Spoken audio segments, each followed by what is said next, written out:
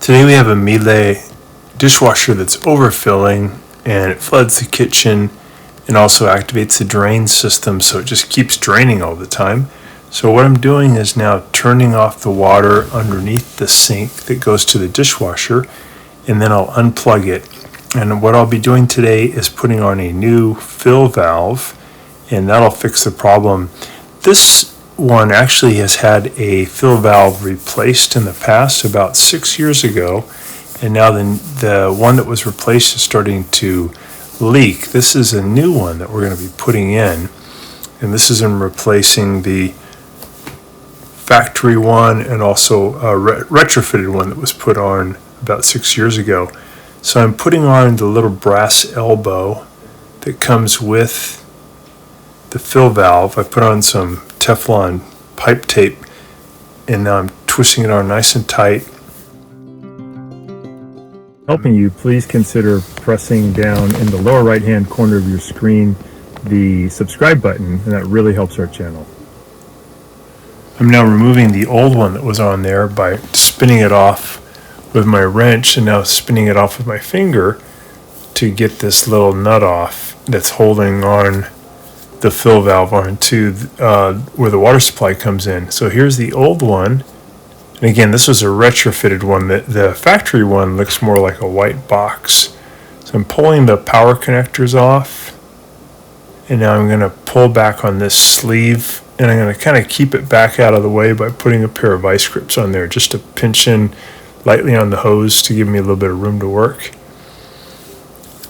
And now I'll use a pair of pliers to squeeze in on this spring clamp to get it looser, and then I'll move it away from the valve up the hose by about an inch. And that's going to allow me to now use a flathead screwdriver to pry back on the hose and pull it off. Now I'm putting the hose onto a brand new valve, which is similar to the one that was taken off. It lasted about 6 years. I'm going to use the pliers to press in on the spring clamp, and then bring the spring clamp over toward the valve to hold that hose on nice and tight. And next I'll go ahead and put on the 2 spade connectors that are bringing power to the valve. Again, I've got it unplugged, so it's safe to do that. You can put either wire on either one of the spade connectors would be fine. There's no polarity issue. But first I'll just make sure using the pliers I get that thing into position. I'll go ahead and put on these 2 spade connectors.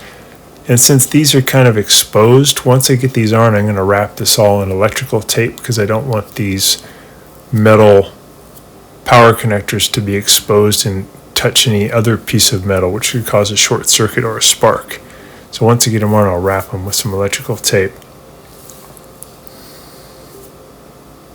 So if you look underneath your sink at your Miele fill valve, it won't look like this because again, this is a retrofitted one that only costs about $25. If you buy if you buy the actual fill valve from Miele, it's about $220.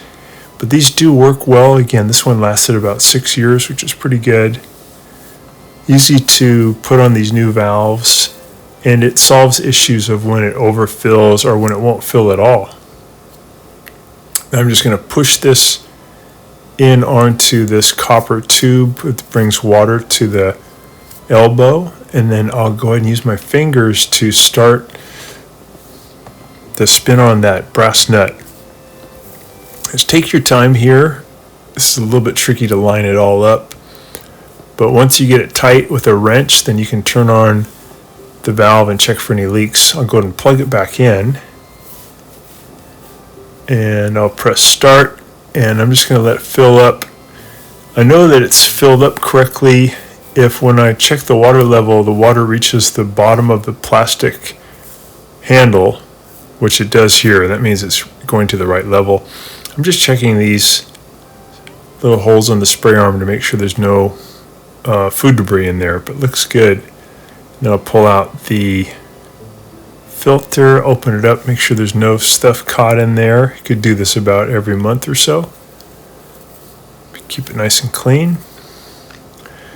This homeowner is definitely rinsing their dishes before they put them in, and that's why the dishwasher has lasted a long time. I think they said it was 20 years before they had to have the fill valve replaced 6 years ago.